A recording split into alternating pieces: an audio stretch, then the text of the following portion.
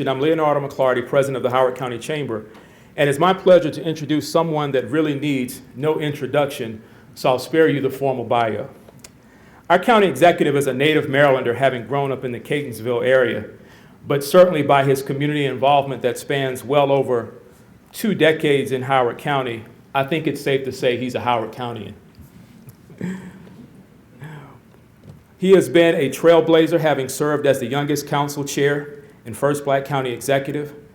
But beyond that, I have found him to be someone that genuinely cares about all of Howard County residents and businesses, which was quite evident during the COVID-19 pandemic.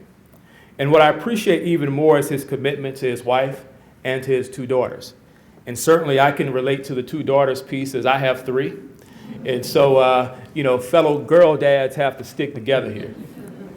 But again, it's always wonderful to watch someone outside of what they do professionally and to see them in a more personal light. And certainly I think that's when you get a glimpse of the person that they really are.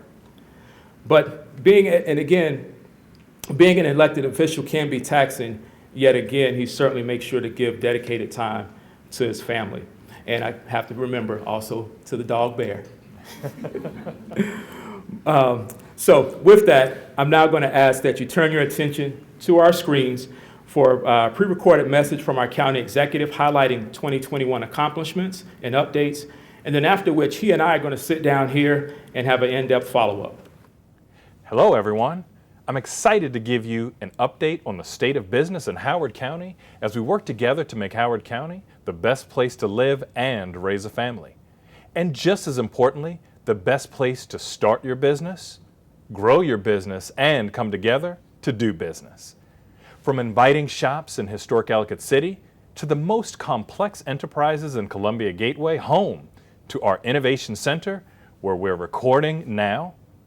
From the thoughtfully planned Maple Lawn neighborhood to the connectivity of the Route 1 corridor. From the agricultural businesses in Western Howard County to the charming streets of Savage.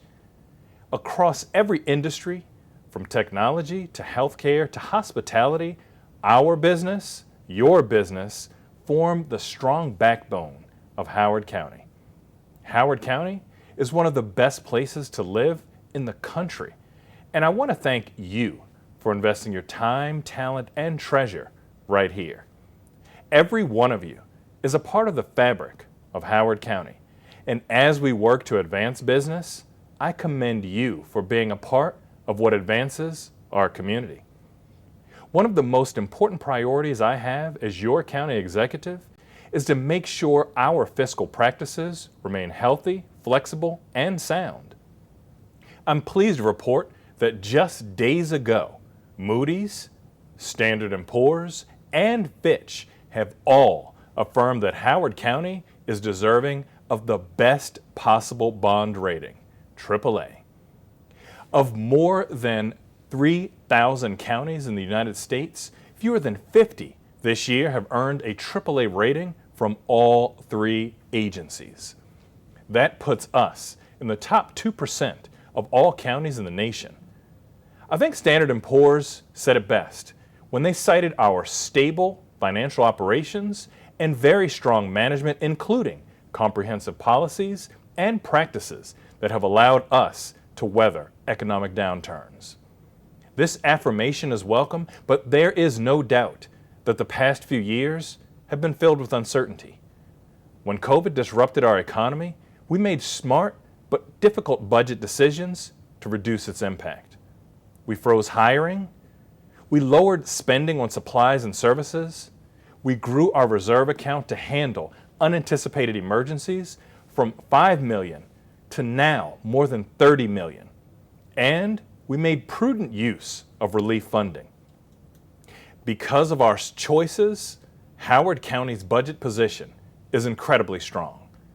We use strong fiscal practices to tackle long-standing issues like a deficit in the Howard County Public School System's health fund that ballooned to nearly $40 million by 2018 and drew unwelcome attention from auditors. We worked collaboratively on this challenge to not only eliminate that massive deficit, but are now on track to build a surplus of more than $5 million. These past 2 years have been especially grueling for our school system employees, and it's more important than ever to retain those committed educators who make our school system among the best in the nation. Recently, we worked with the Board of Education and the school system to provide $16.1 million in bonuses to public school employees, putting $1,800 in their pockets. These investments have kept our dedicated teachers on the job and demonstrated our appreciation of their work during the most trying of times. Businesses will always want to be in a place with a school system as strong as ours. Howard County government spends more than $260 million every year on contracts, supplies, and services. We've done everything possible to make sure these dollars are being spent with Howard County businesses. Last summer, we created a new process to help government spending stay in the county by expanding our local business initiative. Now, if a bid from a Howard County company is within 10% of a bid from a non-local firm, that contract can be awarded to that certified local business. And local businesses automatically receive preference for purchases of less than $10,000. We're already seeing the impact of this program. In December of 2018, there were 100 local firms certified with our purchasing office doing about $4 million in business with the county. Today, we have 300 local certified firms, and they did nearly $15 million in business with the county in the first 2 quarters of this fiscal year alone. One of those companies is DACO, SCI, a minority-owned business that helps keep our infrastructure healthy by finding pipes that are about to break. While there are many different companies that could do that work, I'm pleased that the $750,000 we spent in the past year will stay with DACO in Howard County and multiply through our local economy. When local businesses win, we all win. I know many businesses suffered greatly during the past 2 years as they struggled to adapt and keep workers safe. Since this last summer, we have provided more than $20 million in federal relief funds to businesses of every type. Our Economic Development Authority helped make sure this funding reached those who needed it most, working with groups like Visit Howard County, the Howard County Chamber, and state partners so that hard-hit businesses like restaurants and hotels got the relief they needed. Through each round, we streamlined our process, making sure local businesses received grants as quickly as possible. Our collaboration helped more than 2,000 businesses, such as the Wayside Inn in Ellicott City, whose owners said they could not have kept operating their historic property without this help. The focus and effectiveness of Larry Tweel at the EDA, Amanda Hoff at Visit Howard County, and Leonardo McClarty at the Howard County Chamber have been remarkable. Additionally, we've expanded efforts to assist emerging businesses through Howard County's Catalyst Loan Fund, which provides access to capital and helps bridge funding gaps. During the last 2 years, we approved 33 Catalyst loans totaling $6.2 million, creating or retaining more than 110 jobs. In 2020, at the height of the pandemic, many of our small businesses needed technical help with permitting, access to funding, and planning services, so they turned to our EDA's Technical Assistance Center.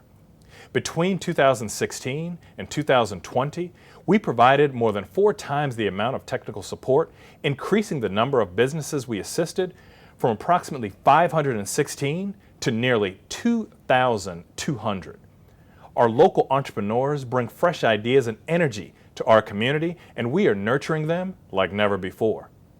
We made sure that in partnership with the EDA, we opened the doors to the Innovation Center in Columbia. By combining a business incubator, a resource center, and other vital services, we have put all the pieces together, forming an innovation hub that serves everyone. There are nearly 30 companies in the Innovation Center incubator space right now, ready to create the jobs and services of the future. 5 companies have already graduated and are operating in the county. We remain focused on creating opportunity. That's why in October 2021, we launched an ambitious accelerator program called HOCO Hire, a partnership with M&T Bank and our EDA. HOCO Hire trains and supports entrepreneurs, especially those who are traditionally underserved. We awarded $5,000 in seed money to 25 entrepreneurs who completed the inaugural class, and I was privileged to hand out $21,000 to the winners of a pitch contest.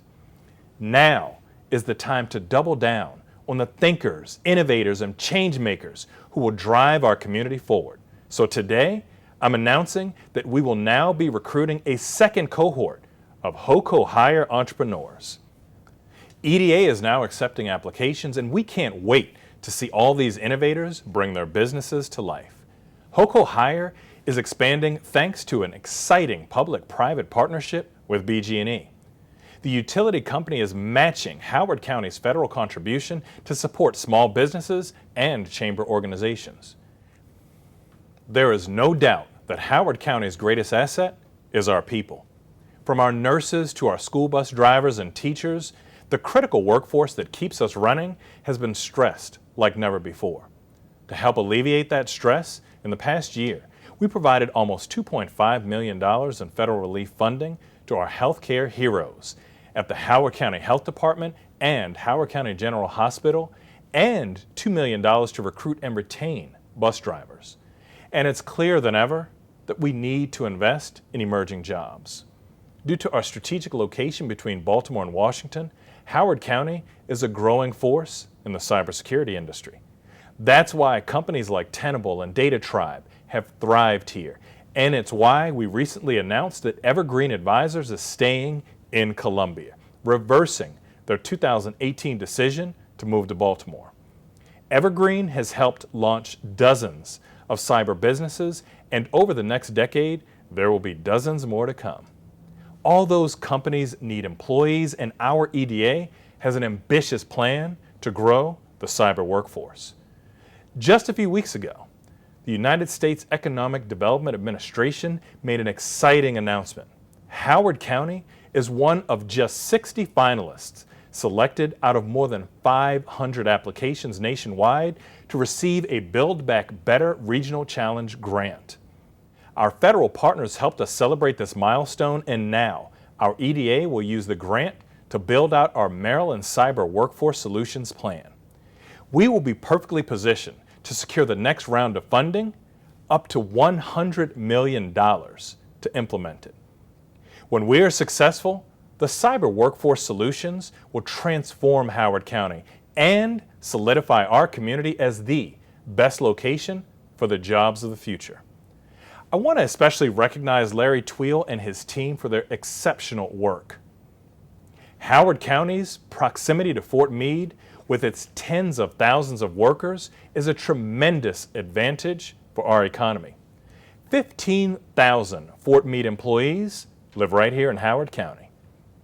Fort Meade reminds us that our service members and their families have sacrificed much, and we respect their commitment. While they have the ability to learn and use the finest technology anywhere, they still need our support. Almost 40% of military families have considered leaving active duty service due to challenges with employment for spouses. We are addressing that challenge head on. In collaboration with Fort Meade and Anne Arundel County, we now have boots on the ground to provide career coaching for spouses of active duty service members, transitioning service members, and veterans. This creative new program also assists with skills development, licensing, and job placement. By helping Fort Meade families, our active duty personnel can reach their full potential, support mission readiness, and keep advancing our community. Over the next 20 years, nearly 60,000 jobs will be added to Howard County, and the businesses of tomorrow will find a welcome home. We will keep preserving our heritage and helping ag-related businesses prosper, like we have done by restarting Howard County's Ag Preservation Program. Our commitment to a greener future will also support businesses and jobs. Now that we have signed the largest power purchase agreement in Maryland, The private sector will soon construct $71 million in solar panels to help power government buildings. There is no doubt that Howard County is an economic engine for Maryland and the Mid-Atlantic. That's why our job growth at 6.2% is nearly double the state average. That's why a national website named Columbia as the best city for jobs in 2022. That's why the smartest people move here, creating the highest concentration of PhDs in the nation. So the state of business in Howard County is more than strong. It's resilient, it's robust, and it is relentlessly moving forward to embrace the future. I truly believe the potential of Howard County is unlimited. As long as we continue to target our resources, remove barriers, and make our government more effective. Our fiscal strength, our pandemic response, and our vision for future jobs have created the right framework. And our efforts in the public realm are on your side. We know that when you advance, so does our community. Thank you.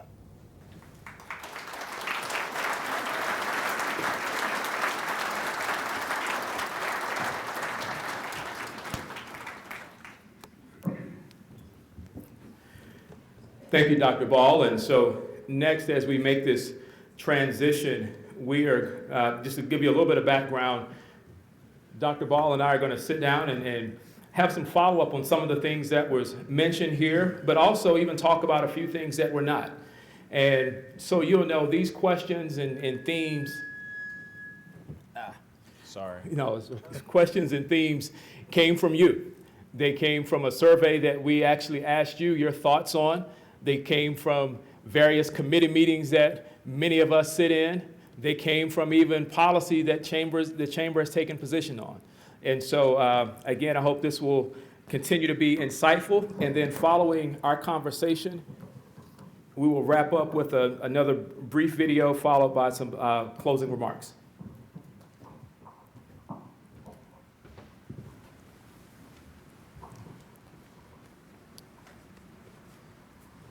So again, thank you for joining us, and glad we could come back together in this format as opposed to being, last year we were over at the EDA Innovation Center, and we were masked with about a handful of us in a conference room, and many of you watching us on screen, and so definitely getting a little bit back to more of our traditional efforts. So first question, we're going to jump right in and continue kind of just wrapping up some things about COVID. And so, obviously pandemic response tends to spark a lot of opinions from people in terms of, you have those that, as we look back to the county, that feel like, oh, the county was too conservative with masks and closures, and then you have those that feel like perhaps we weren't conservative enough. And so just talk a little bit about your decision-making process, and as you reflect over these past couple of years, is there anything that perhaps you would have done differently?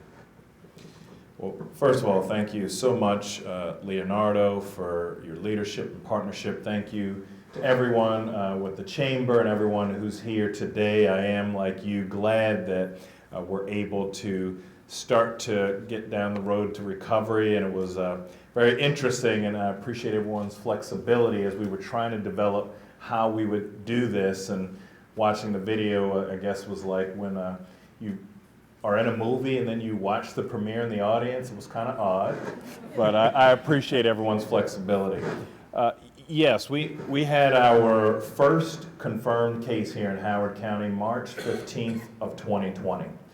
At that time, the world was still trying to figure out and learn a great deal. And I think it's been a challenging time, and I definitely understand, like you indicated, those who have different perspectives. It's been a scary time for everyone, and it's been very difficult. Many of us have suffered loss, anxiety, and financial pressures like we've never seen before. We got our first doses of vaccine December 23rd. And that was, as you know, 2 days before Christmas. A lot of people were starting to get clocked out. And I called an emergency meeting with many of my teams. It was 100 doses in a truck that just showed up. And we started talking about, what are we going to do next? And I just want to applaud Howard County. Each of you have helped make it so that we are one of the most vaccinated places in not only the state but the region at nearly 90% of the first couple doses and 70% about boosted.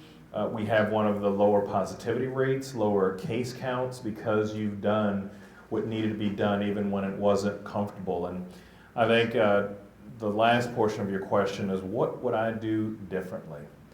I think one of the most frustrating, challenging times was in the early days trying to get PPE, and luckily many of you helped out with that. If I had known in 2019 when I came in what I know now, I think I would have made sure to have more stockpiles of PPE and the things that we would need. Because unfortunately there may be another storm. It may not be, next week, next month, next year, but there will be something. And so I think having that stockpile ready for either me or the next county executive would be something that I would do differently. Thank you. And so the other, one of the fallouts from COVID has been certainly the way that many businesses are conducting business. And so that obviously creates some concern, particularly from a development and even maybe taxation standpoint. And so, with uncertainty around commercial development, specifically office and retail, there are many that are concerned that the county will have to raise taxes to meet its various financial obligations and to provide services that, Howard County residents have come to expect. So what might residents and businesses alike expect when it comes to tax increases? So we are still pretty early in our budgeting process, but at this time I do not have any plans on increasing taxes. In fact, as was noted in the video, we just got our AAA bond rating.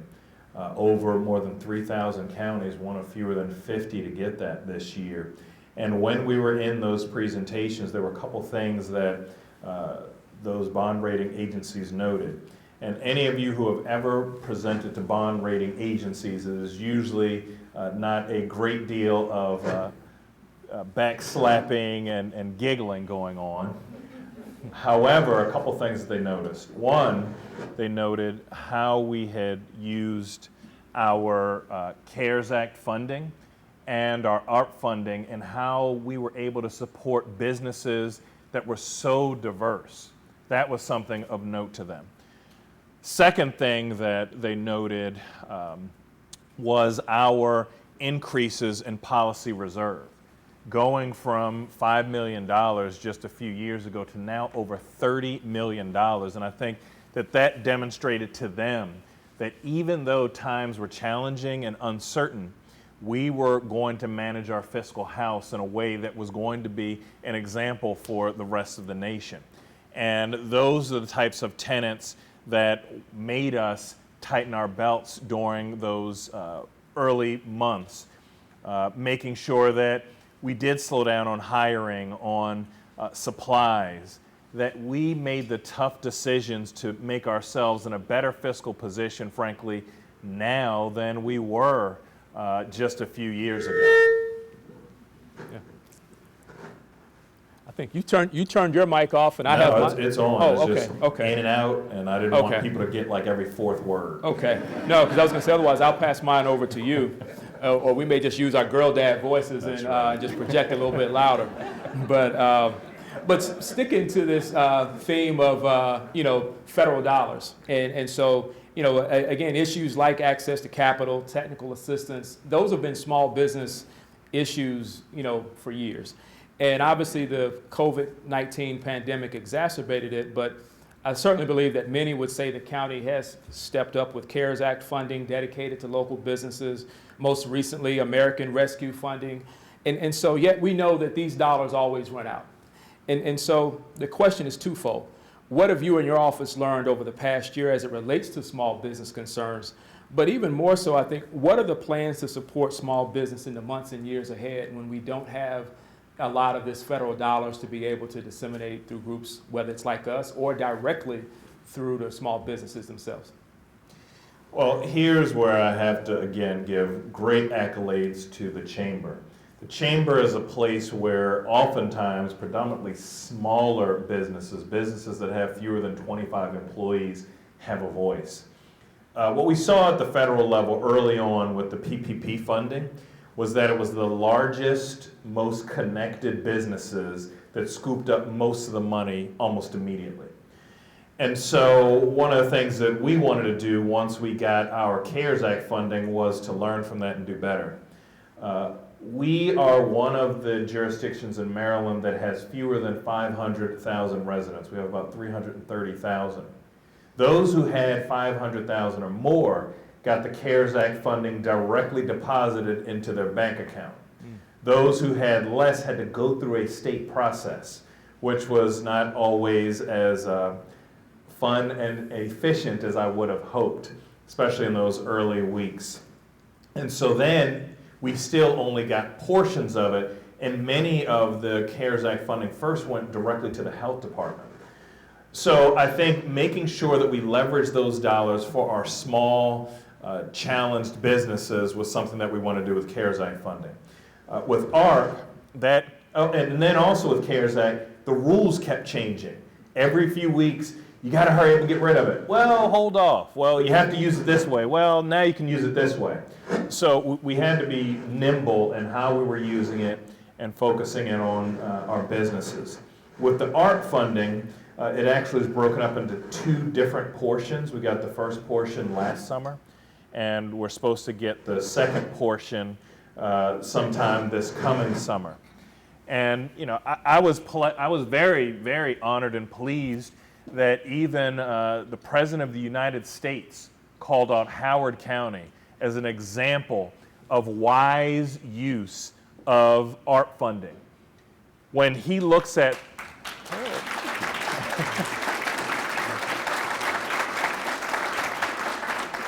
when he looked at the more than 3,000 counties in the nation, being able to call us out speaks to each and every one of you.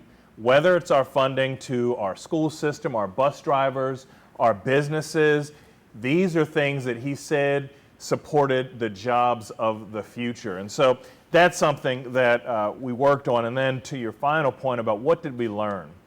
Similar to the PPP, oftentimes the most vocal and organized businesses are that 1% who have the time and energy. And in Howard County, where we have about 10,000 businesses, that is not necessarily representative. And when we first started putting out the CARES Act funding, we would work with businesses, and they might have state or local taxes that they had to pay, sometimes a couple $100, that would prevent them from getting a few $1,000s. Sometimes they didn't even know.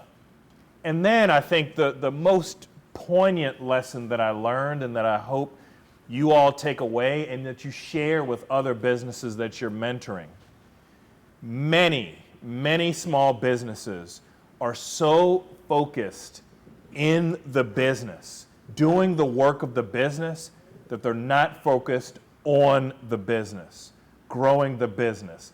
We were trying to get CARES Act funding to small businesses who said, look, we don't have employees, so I'm the chief dishwasher, cook, taking out the trash, managing the books. I can't even fill out the streamlined application that, thank God, our chamber, our Economic Development Authority, thank you, Larry, our Visit Howard County Tourism, thank you, Amanda.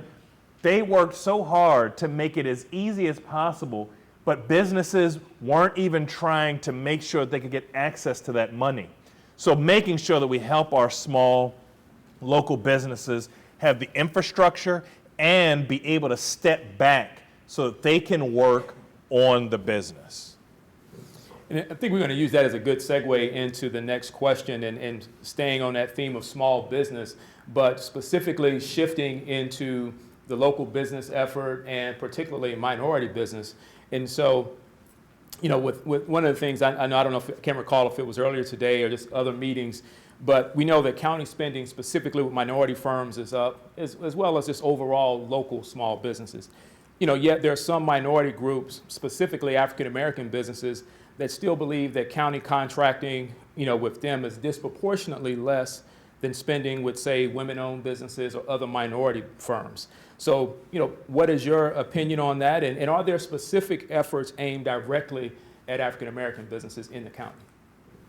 Yeah, great question. And as you noted, I'm very, very pleased that our team has worked incredibly hard in purchasing in each of our departments to improve the contracting opportunities. As was noted in the video, we went from about 100 local businesses that were certified to now about 300. Previously, they were doing about $4 million in contracts. Now it's about $15 million. And so there are improvements. And again, in those lessons through the pandemic, what I found was many businesses of color didn't have some of the fundamentals. And one of the most important fundamentals to success is social capital. Having someone who has been through your experience, who comes to you and says, you know what, you got a great idea, let me help you chart the course to success, I got you. Or, you know what, I know you might not have access to the capital that you need to bring that vision to life. Let me talk with this bank, or let me loan you some money and make sure that you can make that dream a reality.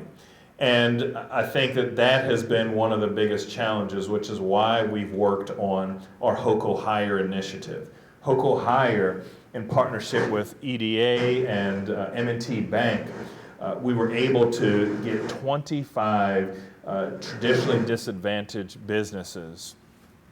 And we helped them not just with the seed funding of about $5,000, which is good, money is good, but also helping them understand financial management, financial planning, connecting them with bank and financial institutions, working with entities like The Third. The Third is now working with nearly 100 women-owned businesses of color and helping them at various stages. Many of them are working the 2 and 3 jobs that they don't love so that they can try to get to that career, that embodiment of who they really are, that way that they can live their best selves. And so that is something that's transformational. Working with BG&E to match funding for some of these businesses. And so I think when I look at how we're spending our dollars, I see it as an investment and an investment in the future. And so that we'll have many more of these businesses who will be able to compete. There are times, and I'll finish with this and let you go back on. There are times when we put out procurement opportunities, and I'll ask our procurement office, give me a rundown of who actually bid on these contracts.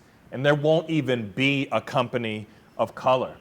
And then we might call some companies of color we know and say, hey, why didn't you bid on this? It was too big. It was too cumbersome. I couldn't get the right partners in place.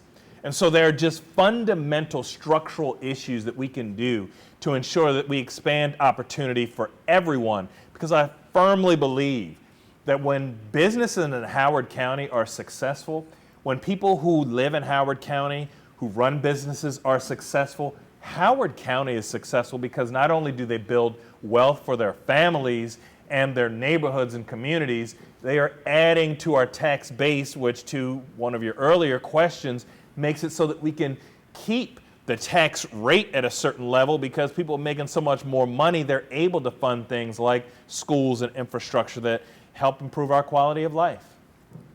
Thank you. I wish we could stay here, but there's so much we want to cover, and so I'm going to keep moving. But the one thing I will touch on is that, just know that I think we're going to really impact some of these small business issues.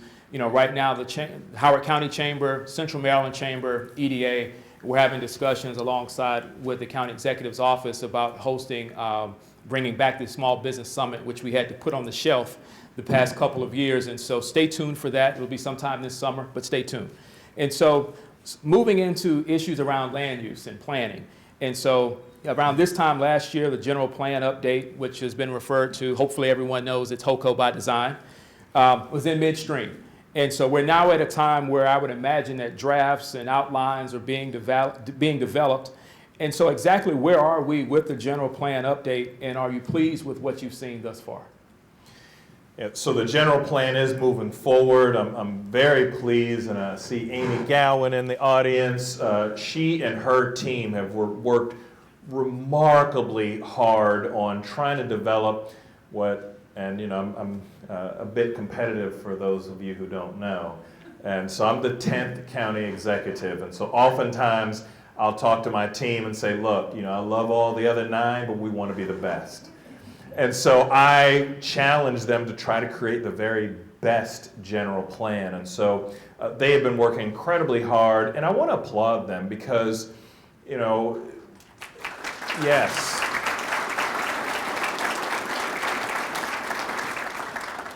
Not only did I early on want them to do it well, but I wanted them to do it fast. And they, in their wisdom, recognize that in this time of the pandemic, of people not only focusing on other things, but not necessarily being able to attend public meetings like this, hey, let's make sure that we get public input. Let's make sure that we have everyone at the table so that they can respond and react and give feedback. And so they're still working through that process. I think they are looking at many of the major issues that impact our quality of life, especially, which is difficult now as we begin to write that next great chapter for Howard County, because now we're becoming a maturing county. In the 70s and 80s, there were so many swaths of green fields where we could just do pretty much whatever we wanted, and sometimes we did as a county. Now we're at a place where not only have we preserved a significant amount of land, but there are lands, because we understand environmental impacts a lot more, where we're not developing. So now redeveloping, making sure that we do have the infrastructure of things to continue to improve that quality of life, are things that they're working on very carefully. So please stay engaged. This is going to be an excellent product that I think most of us can be very proud of.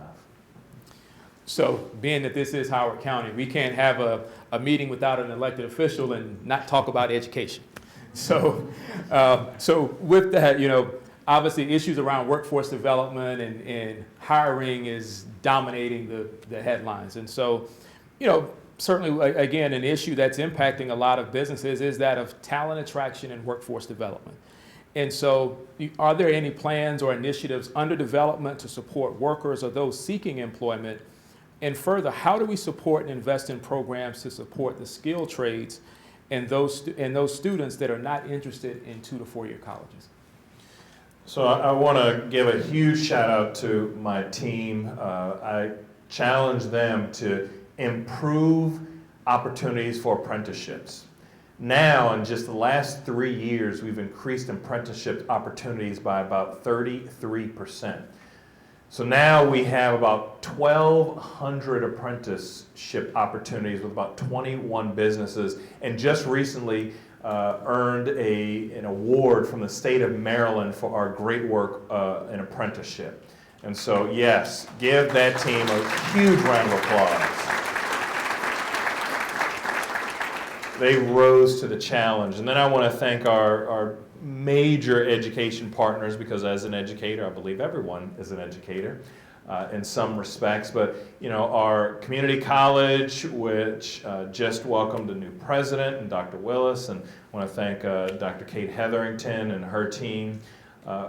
Our school system, our superintendent and board of education, our library system with Tonya at the helm, and then CAC, which many people don't often think of as an educational institution, but Head Start is so transformative for our young people, especially in families that need a little bit more help. And so they have been remarkable in helping with workforce and ensuring that there are more opportunities. And so I am thinking that not only have we built a great foundation over the last few years for folks who, even though Howard County has one of the highest concentrations of PhDs in the nation, we definitely support higher education.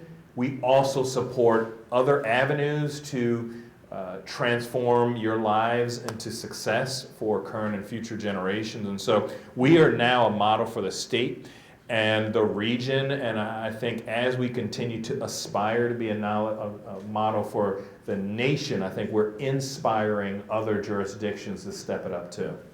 Again, now moving into talking about Blueprint for Education or current commission. And so obviously now we've moved from the bill's been passed and what is it going to look like to now implementation and what the various counties are being charged to do.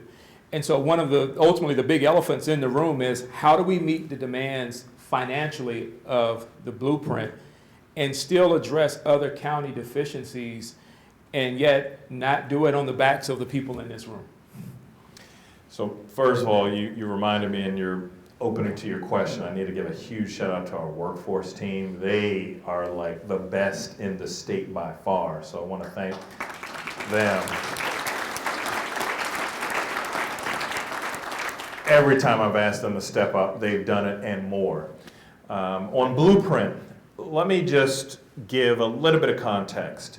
Because of the decisions, not just of me, but former county executives, we are far ahead of just about every jurisdiction in the state, sometimes 10 or 20-fold.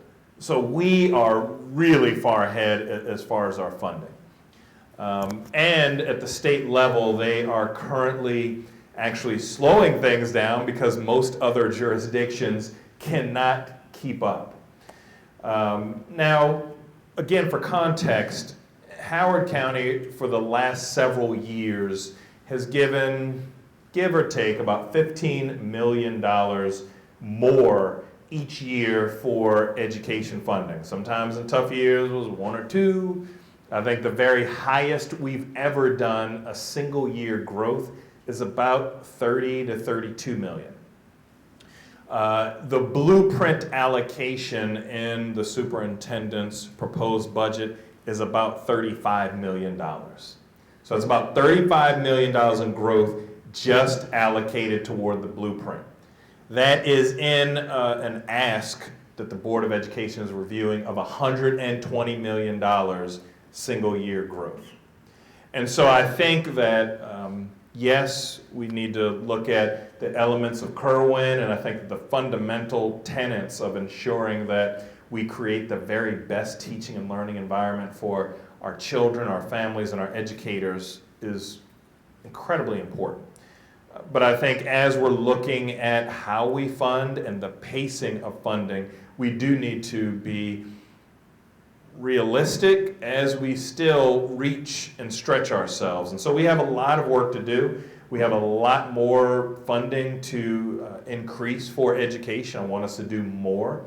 But I think we also, like you said, we're not going to be able to fund $120 million extra dollars in a budget when usually we get about $30 to $40 million for the entirety of the county increase in growth in a single year. And so, we've got some work to do, and I think the Board of Education will take their fiduciary responsibility seriously and listen to the families and the educators and, where our kids are and where we want them to be.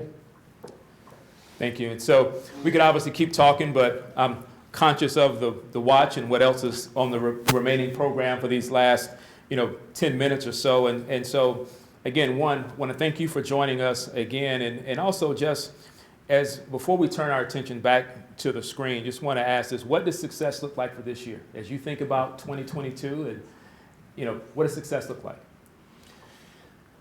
So I first of all, I want to give a shout out to all of the other elected officials. It is an extremely challenging time to be an elected official.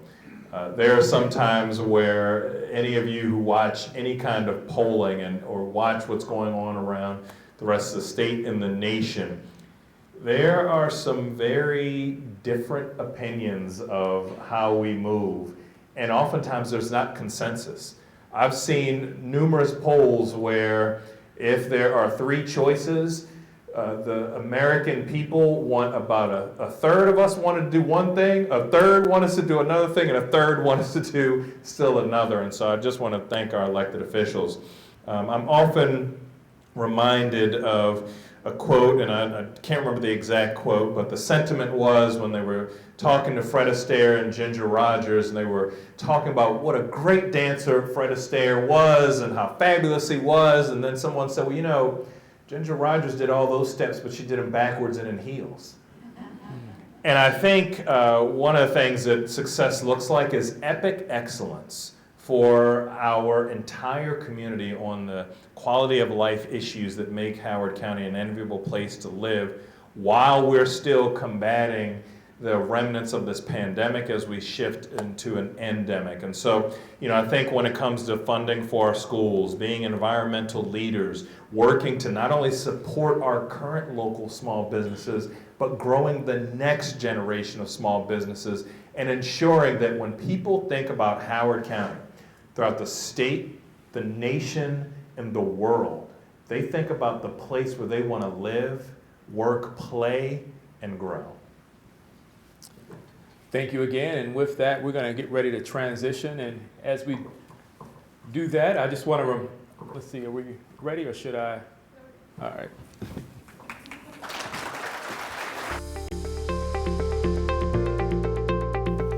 I used to jump out of airplanes, and you either jump out that door or you get out of the way, and I think starting a business is the same thing. My husband and I co-founded Shea Radiance because we couldn't find any great moisturizers on the market that really helped our family's dry skin problems. When we first opened, we thought we were just going to make some beer for our restaurant.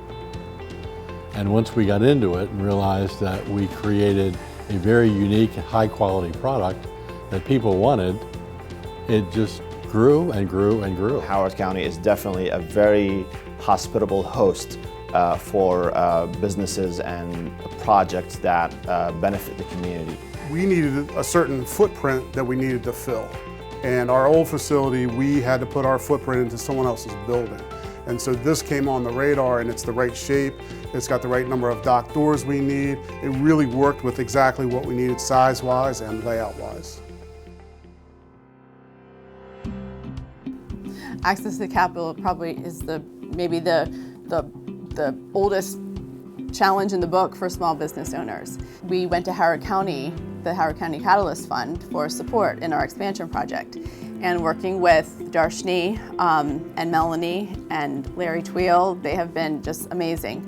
But they really got to know our business, understand what we needed, and were able to provide us with almost half of the funds we needed to complete our expansion project. When you're trying to buy, $300,000 worth of stainless steel, and you find it puts a real stress on your existing checkbook, it's great to have a partner with the county that you live in. When we got our first major account a number of years ago to launch the brand into Target stores, we were able to get a Catalyst loan from Howard County. And then last year, when we launched into over 450 stores, we were also able to get another loan from Howard County. The Catalyst loan is very much an essential part of our ability to get off the ground and start our business. It was very much the needed boost and the only boost that was out there at the time of our need.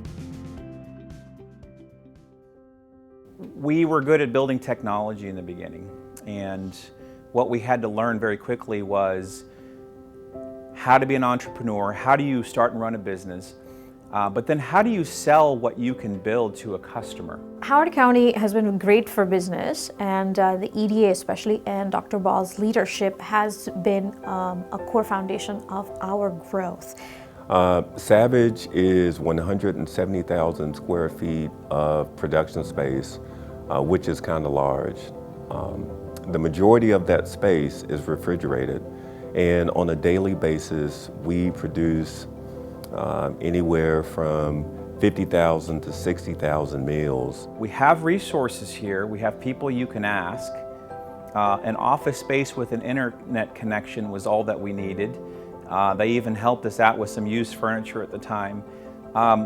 Just having access to a community that then became my community, and these are my people, right? And we all work together, we communicate, we enjoy each other's company. And this is how we learn. To me, Howard County is more than just a residential community. It is very supportive to entrepreneurs as well, and companies and hospitals. So you can find everything within reach and within a drivable distance. Under this leadership, under Dr. Ball's leadership, the first ever innovation grant was instituted. I mean, he even has a chief innovation officer. That's how serious he is about innovation. Having quick access to 95 and the Parkway, we are able to get our trucks out of here because time is money. We get them out of here, like I said, heading to Boston, Newark, Hartford, Philly, Pittsburgh, Cleveland. We get them out of here fast. And we look for something that has that. We try to be near airports and we try to be right near major highways because every time we go a couple extra miles in any of those trucks, it costs more money. There are a number of carriers like Federal Express that help us meet the needs of our business. So this area specifically is perfectly positioned for that.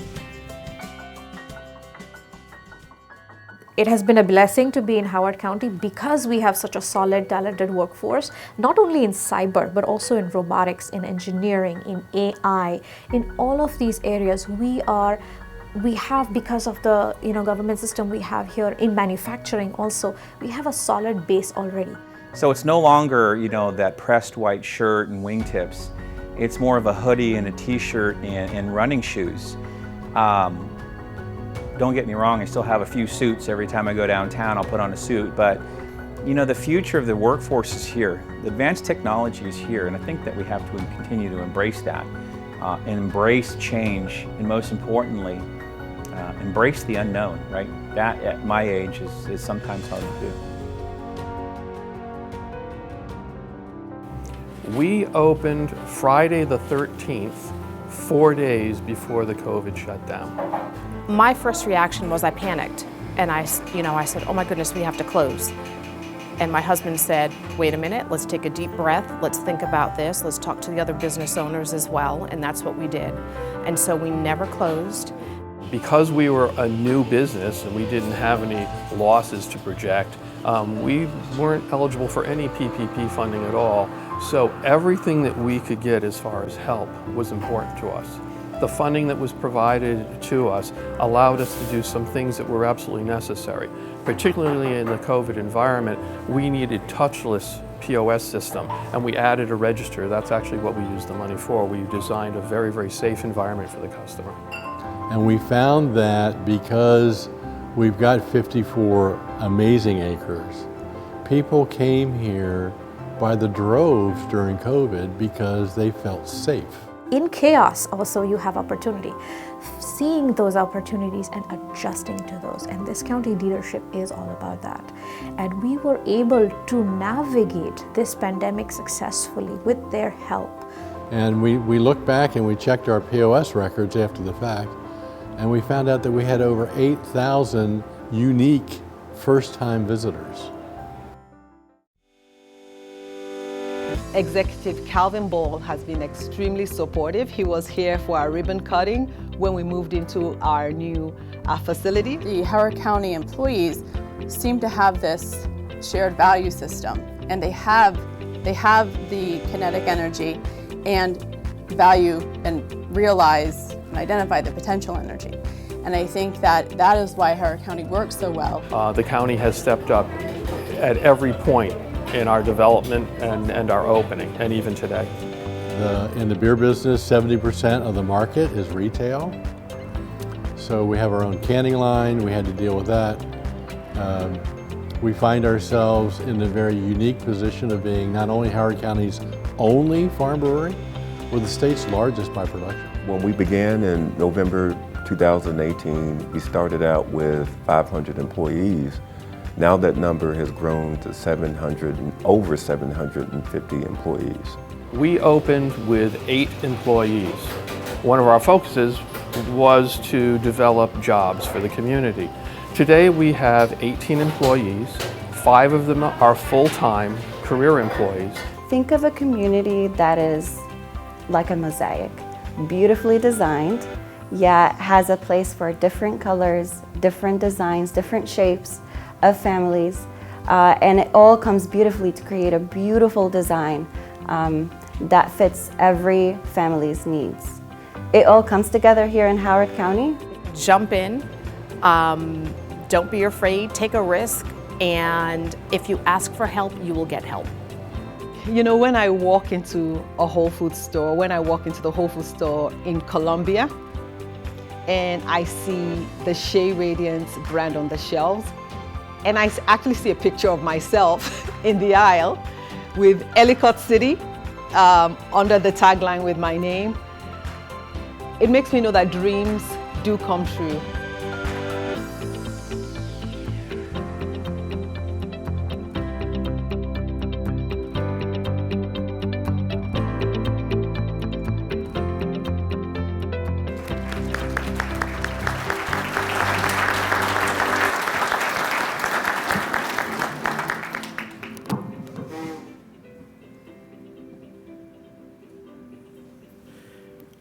Well, I have just a few closing comments as we wrap things up. I know we are a few minutes after 11, and I'm always watching my watch because I'm always watching the room as well and want to be conscious of your time and certainly want to just have a few closing comments. The first is, again, just want to thank, again, Dr. Ball for working with us here. And again, as it was stated earlier, this is the 17th State of Business Address, which again really speaks to the relationship, again, that we've had beyond just the current administration, but again, administrations of the past, and certainly one that we hope to continue whether, I'm here, whoever else is next, and whoever else is in that chair.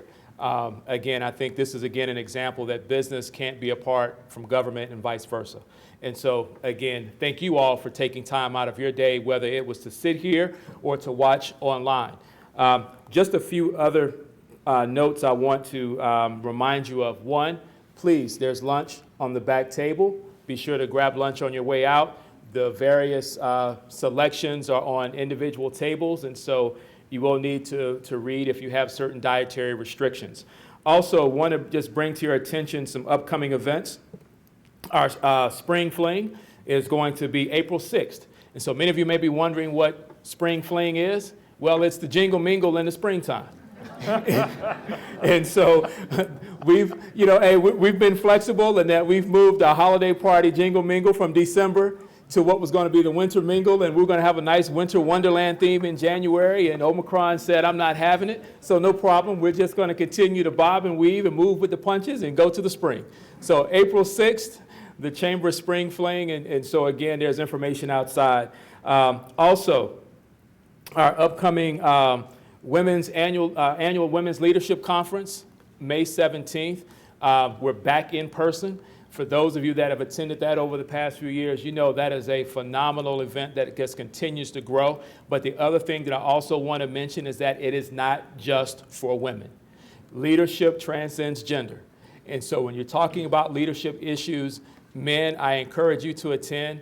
Also, I think you will hear some things that will help you be a better boss, better coworker, even in some respects, probably even a better dad at home. And so, I encourage you to join us on May 17th.